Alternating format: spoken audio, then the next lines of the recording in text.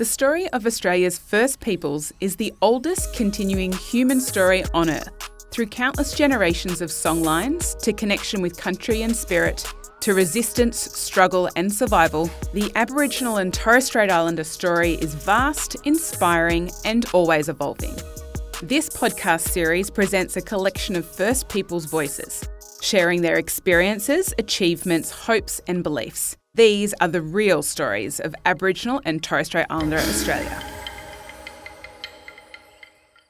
I'm Mayrah and you're listening to the Real podcast series. In this episode, I chat with journalist and screenwriter Kodie Bedford. Kodie is the founder of Cope Street Collective, where she wrote the comedy sci-fi play One of the Good Ones, which premiered in 2016 at the Red Rattler Theatre. In 2017, Kodie wrote and produced the short film Last Drinks at Frida's, which was selected for the Sydney Film Festival. Kodie has writing credits on the ABC drama series Mystery Road and is a writer and script editor for the NITV and ABC Me series Grace Beside Me. Kodie is also currently developing her new play Cursed at Belvoir Theatre in Sydney, which we can't wait to see. Welcome to The Real, Kodie. Thank you for having me. It's absolutely our pleasure. We have been wanting to talk to you for a while because we think you're amazing and are doing great things, not only here but also soon to be internationally. Oh, no. But you know what? Thank you. I've been told that whenever someone compliments me, I always do a self-deprecating thing, but I'm going to do the American thing now because I'm going to go to America and just say thank you. Thank you. I deserve that. I don't know if I do or believe that, but Oprah says take it. Yep. And, you know, do as Oprah does. Yep, absolutely. I have a shirt that says what Oprah said. Yeah. So I'll have to get one of those for you. Yes, please. And you can wear it when Thank you you. head over to New York very soon.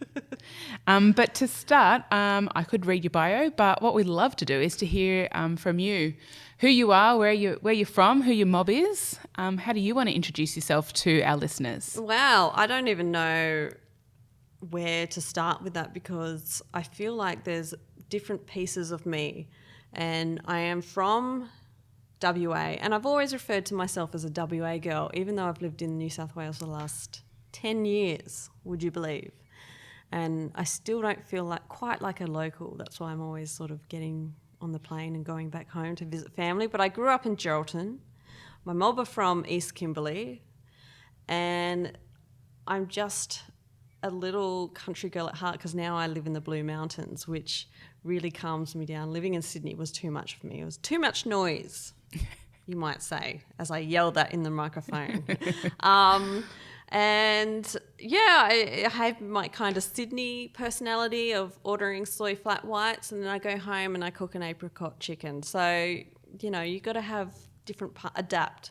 Absolutely, different parts of yourself. And I get to see you online, and I must admit that I have appreciated your move from inner city Redfern and being, getting around town in the city style with the cafe lattes, etc., as you say. But I love you guys cooking home meals, going for walks, what your plants are up to. It's just for when you're so busy these days and everything's all what's the next thing on the to-do list, to just stop and have some of these more relaxed moves. It's such a self-care thing as well. I mean, I think a lot of us forget about that. Look, I've already slipped in Oprah and self-care. Who am I? It's a new podcast that we're and yes, it takes me sometimes 2 hours to get home on that train, but as soon as I step out into my garden and I have a cup of tea and sit there watering the plants, it's just feeling good. It feels good, and you have to self-care because you know, this world moves very fast. Absolutely.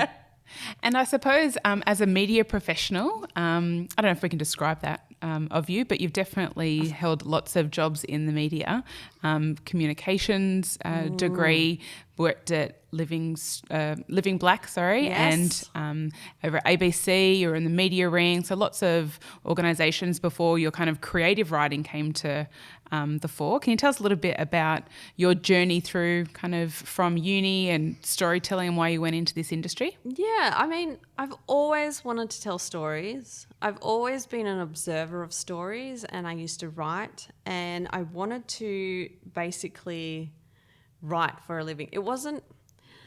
okay, first of all, at 15, I wanted to be Buffy. And then I realised someone wrote Buffy. So I wanted to do their job. Why Buffy? Just a female superhero on screen really changed my life. And I saw how empowering that could be. I felt empowered by a female superhero on screen. So I started ordering scripts or reading scripts from, and this is back in the dial-up days, so that was not easy to do on the internet. And eventually, I remember distinctly on my first day of uni, they go, "What do you want to do?" And I'm like, "I want to be a screenwriter." But getting there was such a roundabout way.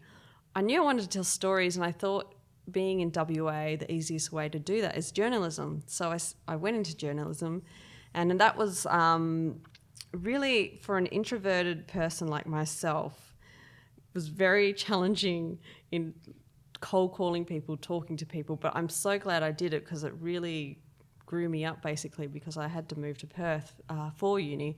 But once you graduate uni, it was kind of like, well, now what? And I sat around wondering what to do. I went back to country, and another journalist came in to interview my nana from Living Black, and she had a video camera, and it sort of sparked, oh, that TV dream of mine. And I got talking to her, and she goes, "Oh, there'll be a new cadetship coming up. You should apply." And 3 months later, she rang me up from out of the blue, and she goes, "That cadetship's going." I applied for it, went for an interview in Sydney, which was the most surreal time of my life, because it was Sydney and it was actually a big city, unlike Perth. And I came back, and Carla Grant rings me up and goes, "Oh, you're moving to Sydney." So that's where I kind of started from. And I worked for Living Black, which was one of the most challenging yet most rewarding jobs I've ever had. Those video journalists work so hard in getting a story and getting stories you wouldn't see on TV. And then I moved into a sort of documentary with ABC Message Stick. Unfortunately, it was like the last 2 seasons of Message Stick that I was on. But then I saw under Sally Riley at the ABC, who took the ABC Indigenous department and decided to make it more drama focused. And that's where I saw her kind of put together, with the help of Blackfellow Films, Redfern Now, which for me, changed the TV landscape in terms of Indigenous storytelling. And that was just so inspiring. And I kind of got back and went, "Okay, Kodie, your screenwriting dream." And yeah, it's just been slowly like, "Can I get you a tea?" Like getting into Sally's office and getting scripts and being a note taker and doing all those things and making a short film. And from there, getting into the Mystery Road writer's room, and then being offered a script, and, working my way up. So I've told stories in many different formats, and I wouldn't swap it for the world. It's just, it all informs each other, and they're so important, these stories. Not that I'm important, these stories are important. Yeah, no, Indigenous storytelling has just taken off. It feels like it's almost overnight, but it's been a lot of work behind the scenes by a lot of great leaders who kind of have helped shape the industry, so that people like yourself and lots of others out there get those opportunities. Oh, for sure. I definitely wouldn't be here without the likes of Warwick Thornton, Rachel Perkins, pushing stories into the mainstream. And I know my little place, but I just cannot wait also for the new generation to tell stories and get in there and, tell different forms of stories in theatre and books and TV as well, TV and film, and even web series are coming in, and I've read a few scripts for a new web series coming up, and they're just so great, like what this new generation is saying. But we wouldn't have been here without those people fighting to get into the mainstream. And how do you find the different types of storytelling for different platforms? I really enjoy testing myself in different platforms. I kind of, people are saying that television is dying. I don't think television is dying. It's coming to, it's forming, it's changing. It's definitely not dying, because I think it's really the golden age of television. People are watching it in different formats, of course, in YouTube, Netflix, streaming services versus what Australian broadcasters are doing. But we are really, Australians as an audience are really greedy for good stories. And I think something like Mystery Road really proved that Australians want Australian drama, which is really exciting for me, because I didn't know that. And that show really proved that Australians do, and they want something that reflects them. And that's something I'm really passionate about, Australian stories, and pushing that sort of different genres and platforms. And we can really tell stories in any form, because, you know, us blackfellas are really the best storytellers around. We can yarn. We can spin good yarns. Absolutely. And the people you surround yourself with, the yarns at those dinner tables. Oh, definitely. That's a podcast on its own. Oh, it really is. Dinner at Kodie and Bjorn's house. Oh, it's... How would that go? Well, you know, Bjorn, my partner, really loves cooking, and whenever we have a dinner, it just turns into like this big gourmet stuff. I cannot believe the stuff he cooks. He learns it all from YouTube, and which makes me very lucky. But of course, we invite people over who it's hard to get people over now, because they think the Blue Mountains is so far. Sydney people are very territorial based. I'm not leaving my bed. I'm not living in a suburb. But when they do, we're like, have this spread. They can't believe it. And we're trying to make a Sunday roast a thing now. So, yeah, it's all about, I guess, going back to basics. Am I really talking about cooking? Yeah, no, it's great. I'll come over for... yes, come. Yeah, invite myself over. I'm only really good at ordering kind of Uber Eats or something, so... Well, that's an art in itself, because you've got to check the rating system, how far it's going to be, you know, what kind of delivery you're going to get. Is it going to rain while they're, you know, cycling through? It's actually an art, ordering a good Uber Eats. I do like watching the little guy as he comes towards you. You do. There's something satisfying about knowing that dinner's close and you can kind of let everyone around and know. It's just convenient. Now, different styles of writing as well. You've written drama, obviously, but you're also very clever and talented in the comedy arena. Oh, thank you. There you go. No. I love comedy. I love really in-your-face Larry David comedy, awkwardness. Not as much as Bjorn. Bjorn also is in the comedy field, and he likes to do really cringy comedy, and I can't be there when he does a stand-up because it's too much. He actually likes people not giving him a round of applause, and I can't deal with that. I'm like, I know, I like being liked. But comedy writing is so much fun, and I feel like comedy also has the ability to deal with really serious issues and like just give like a emotional punch. So comedy is really artful in that way, and you can really say more stuff than you can say in drama, really. So comedy, and we need more female comedy writers, I feel, like black female comedy writers, and they are out there. I've met a few, but it's just like getting them into a room and sort of creating our own stories. So maybe that will be my next goal in the next year. Thank you. Yeah, that'd be a great idea. I just thought that out loud. Yeah. Then. No, I love that. See, you got to have these conversations and just bounce off each other to kind of get there. Exactly. And so the Cope Street Collective, tell us a little bit about how that all came together. Cope Street, well, we used to live on Cope Street, and Cope Street's a pretty famous street in terms of Aboriginal storytelling. It's where Koori Radio is now, and where the Black Theatre was back in the 70s. And we kind of met as a new generation. There was Kodie Bedford, who's an incredibly talented writer and actor. Colin Kinsella, who just is an artist in his own right. His mind really fascinates me.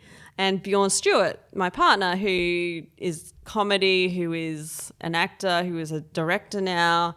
And I kind of label us the misfits. We're like the black sheep of black sheep, if you know what I mean. And we realised that banding together, we could sort of form a superhero Avengers style group of bringing our stuff together. And we came up with this sci-fi, we call it Aboriginal futurism. Yeah, we were that wanky. We coined our own sort of genre. Well, you got to back it. Yeah. And that was really fun. It was, I think a lot of blackfellas are like, what? Who are these people? And we were probably thinking the same thing. Who are we? But then that sort of spawned also little comedy videos, commentary. Bjorn did blackface, which went viral, how to do blackface, and which was my idea, by the way. You forget who edited, wrote, and put that all together out there. Bjorn just is a pretty face in front of a camera. Love you, bub. Glad we set that one straight. But like putting these things together is just because we're crazy and mad, and I think a lot of people relate to that, and really taking hold of this internet thing that we have in our life now. Like, and it's a lot of blackfellas are like, I'm really impressed with how blackfellas deal with Facebook, social media. Like, the most entertaining people on Facebook are blackfellas, can I just say? Like, it is astonishing, some of the yarns that go up there, because we're expressing different forms of stories, and it's great. Like, I've got my popcorn, it's all good, Arnie's are fighting. Yes, I want to know more. But in a positive light, like it also brings a lot of political issues up. I'm not really a political person.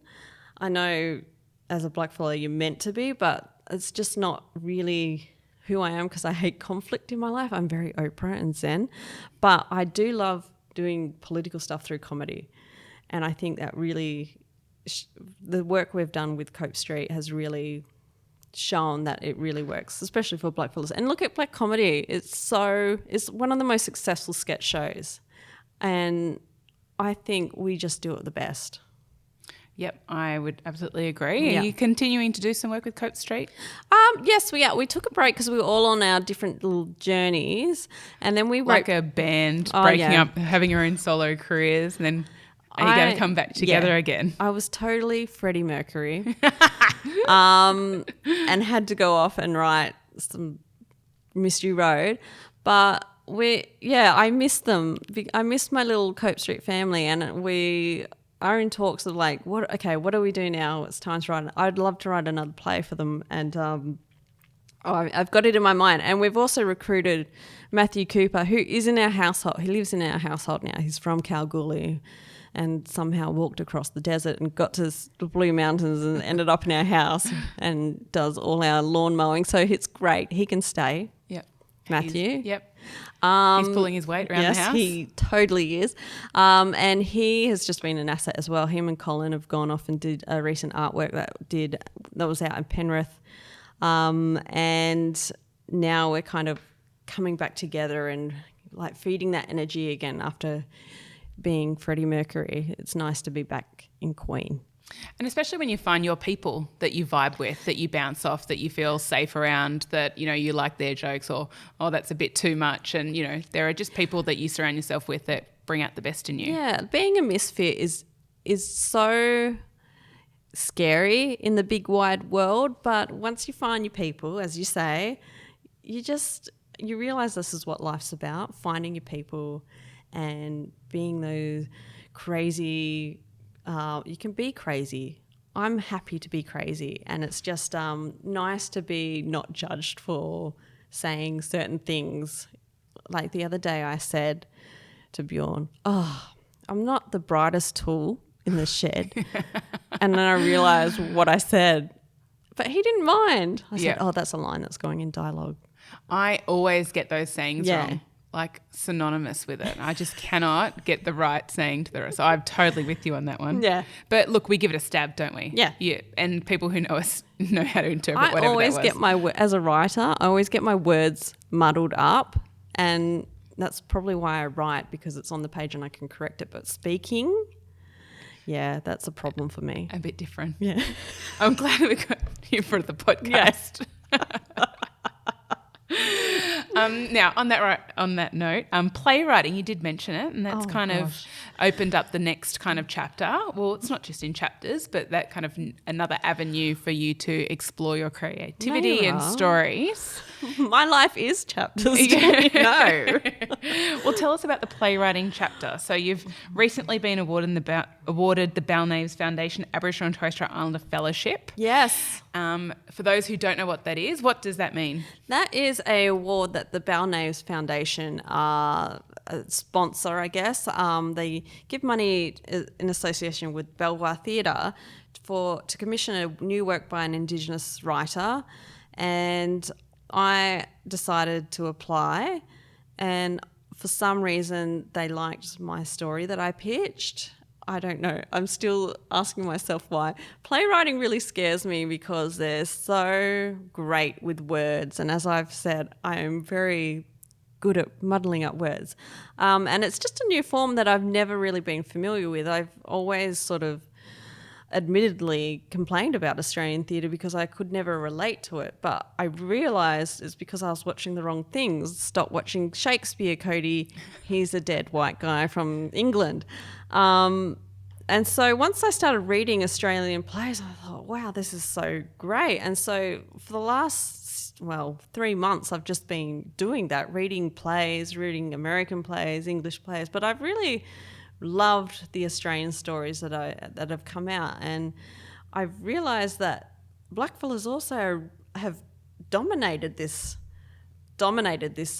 medium of theatre, and which scares me. One of the people that have won this award has been Leah Purcell with The Drover's Wife, and that's now being made into a film.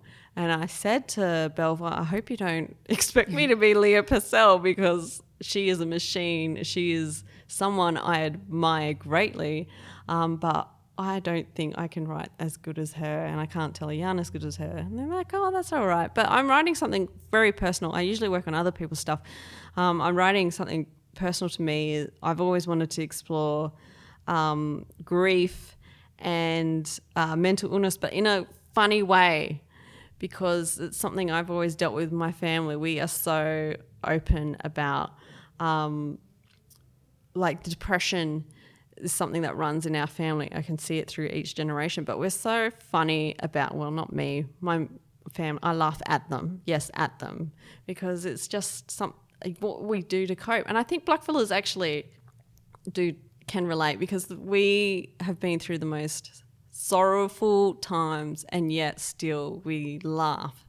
And that's really a unique ability, and it's something I really want to explore. And well, of course, comedy makes things accessible. So yes, that's what I'm writing. I just wrote 50 pages in Geraldton, because it's set in Geraldton, and I came back on the plane and I thought, oh, this is really terrible. So that's what a writer goes through, though. We always think our work's terrible, and then we go, oh, this is amazing, award-winning, and then we land somewhere in the middle, and that's where it goes. Unless you're like Nikia Louie, who everything she does is amazing. And thanks, Nikia, because she's also won the award. Her and Leah, what were Balnaves thinking choosing me?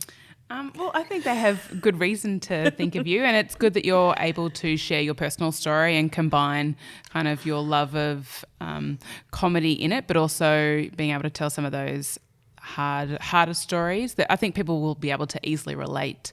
Thanks, Mayrah. So that deprecating kind of piece. Can you be my life coach? Oh my goodness, I would love to be a life coach. I can maybe just trial it on you. Yeah. I'll read your stuff for the play, let you know, and if I'm any good at being a life coach, we can go back and forward. Done. Be a bit of a deal. Or at least we get a baked dinner. Yeah. Done. So I look forward to kind of seeing, when will it come out? Well, that's the thing. I got to write it first. 50 pages. So how many pages does it need to be? I think hopefully no more than 100, but knowing me and my, I like to overwrite stuff in the first draft, but that's okay. That's like a writer's journey. You always overwrite in the first draft and then you pull it back, and that's all you can ask for, really. As long as you got the structure right. I'm going into writing 101 here, and that's really boring, so I'll stop. For some people might find that interesting. I'm not quite sure. It's really not. It's just being in your head all the time, and that's the thing about playwriting. Difference between playwriting and TV writing is that you work with a team in TV writing, which I love. I love the collaborative nature. Playwriting, you're often on your own, and that makes me feel really lonely, sad clown. And that also they really think you're smart and expect you to solve this all on your own. I can't do that. But I'm working with a wonderful team at Belvoir because I've told them these insecurities of mine, because I'm very open like that. And they're like, no, you'll be fine, Kodie. And I said to them, will you be my life coach? So you got a few. Yeah. You're just shopping it around now. How many do you need? I'm just picking everyone. Well, it's good to know that about yourself. Yeah. Are you someone who can sit and write, and are you comfortable with that? Or are you the type of person that needs that kind of support and camaraderie and bounce ideas? Exactly. Bouncing ideas is so great. And I hate the loneliness of a write. That's the hardest thing you do, is be lonely, write in my backyard as I do, and focusing and not going on TMZ and looking at what the Kardashians are doing. Mm. That's really hard for me not to do. So focusing is really hard in writing, and a lot of people fail on that because they're not focused, they can't smash it out. But, that's why I go to the library sometimes. Yep, creating that environment so you can be successful. That's it. So you hope to wrap it up this year, hopefully? Yes, this year, of course, I will complete my draft, and then we'll schedule it somewhere in a Belvoir season, probably 2 years from now, when it's good. Sometimes it takes longer than that. You just got to go with the process, though, and you want the best play out there, and hopefully no one will throw tomatoes. Maybe you should just write that into the script, and then you'll be fine either way. Yeah, meta. And so in terms of the different people that you kind of work with, and obviously Belvoir, and I know we're both good friends with Alan Clark. Oh, yes. Who abandoned us and went international. We're going to really talk about him. He's off the Christmas card. Yeah, he totally is.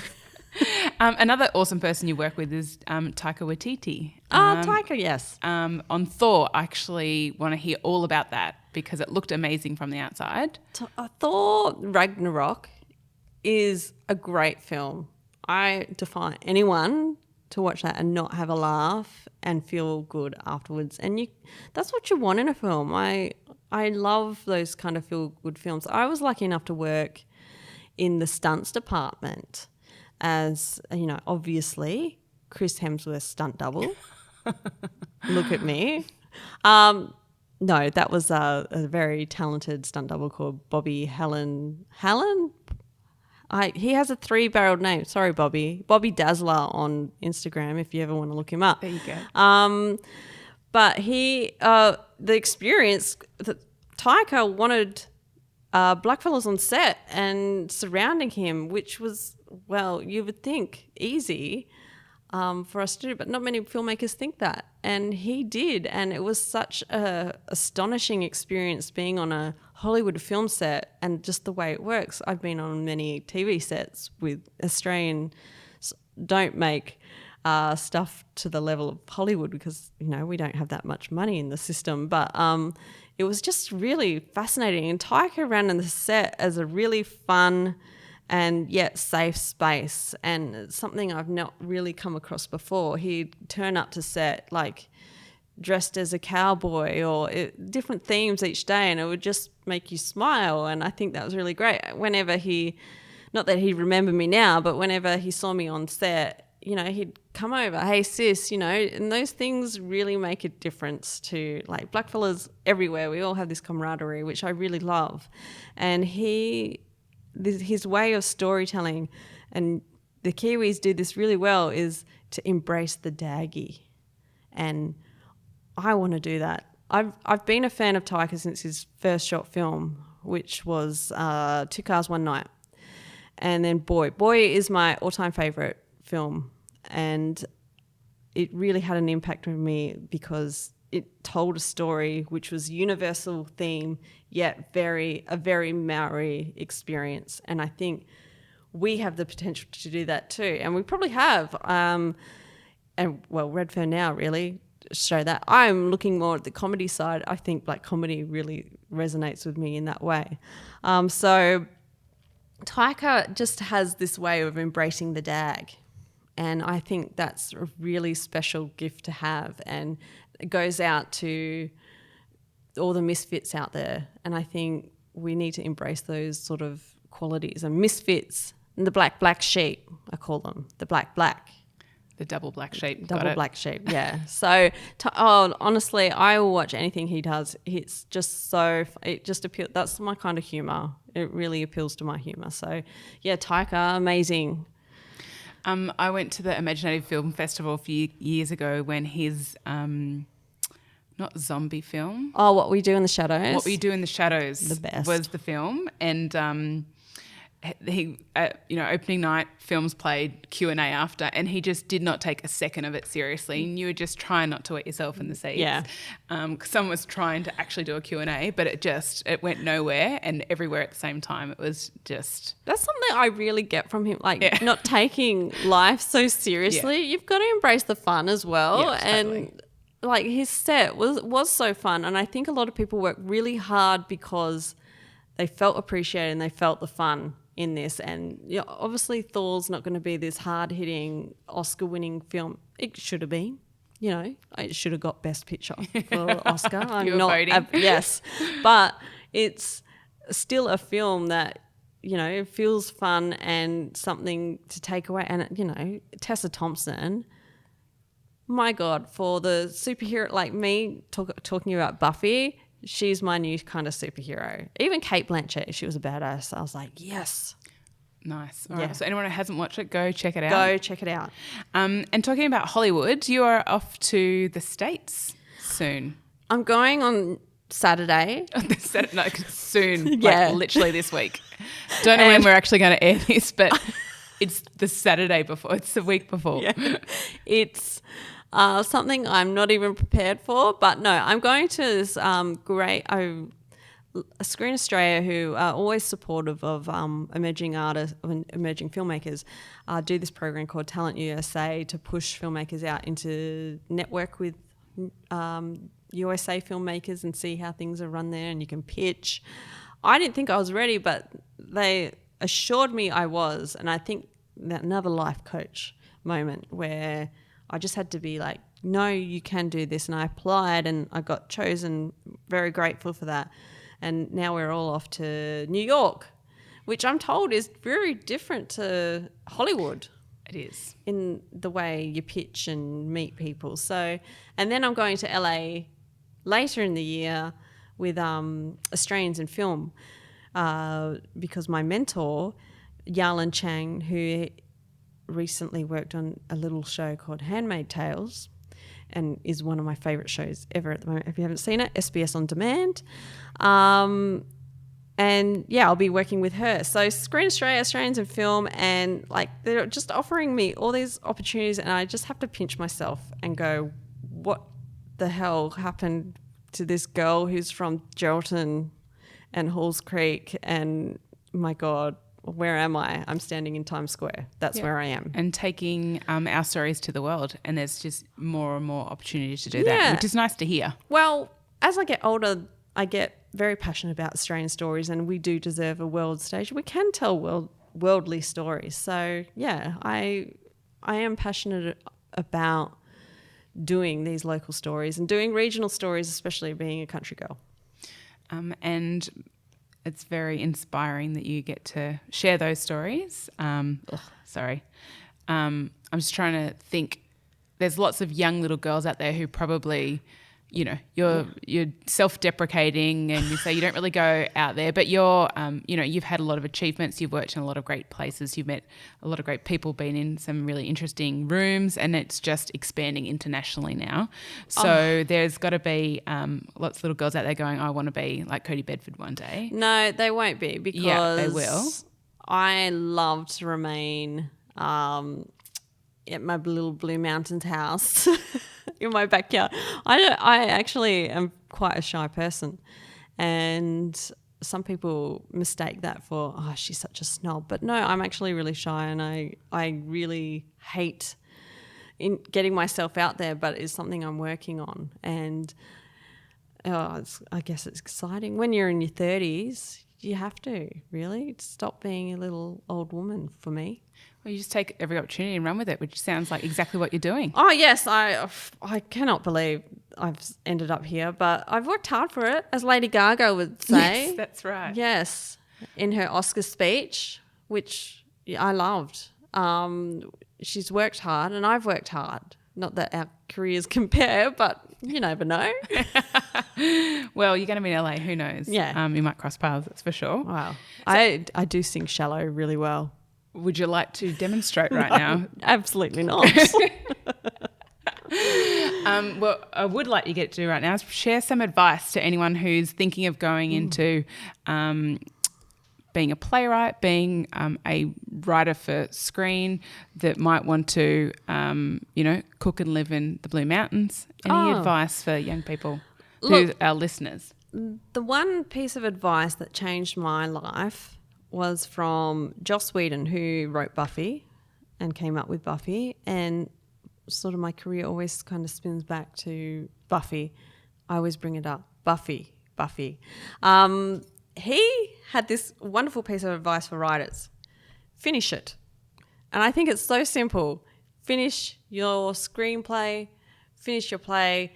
Like, as long as you finish it, then you can go on to the next stage. And I think the accomplishment of finishing something is such a good feeling, and then you can sort of hone into characters and plotty stuff. But finishing a piece of work is an achievement, and you should congratulate yourself. Like, do the old, year one pat on the back, because it's such an achievement to finish something.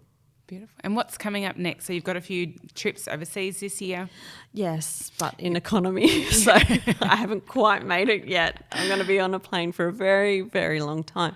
I hope to get to I am going to New York and visiting also that trader friend of ours, Alan Clark, in the next year in France, where he's living now, and just having fun along the way. Isn't that the journey? It's very good advice. Thanks so much, Kodie. This has been a lot of fun. Thanks for joining us here on The Real Podcast.